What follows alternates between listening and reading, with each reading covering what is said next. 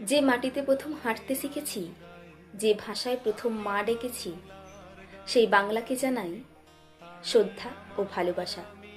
পশ্চিমবঙ্গ শুধু একটি রাজ্য নয়, এটি একটি ইতিহাস, সংস্কৃতি, সাহিত্য ও আবেগের অমূল্য সম্পদ। রবীন্দ্রনাথের কলম, নজরুলের বিদ্রোহ আর সাধারণ মানুষের ভালোবাসায় গড়ে উঠেছে আমাদের এই প্রিয় বাংলা। গঙ্গার স্রোত, শিউলি ফুলের গন্ধ, গ্রামের সবুজ পথ আর শহরের ব্যস্ততার মাঝেও আজও বাংলার আত্মা একই রকম জীবন্ত।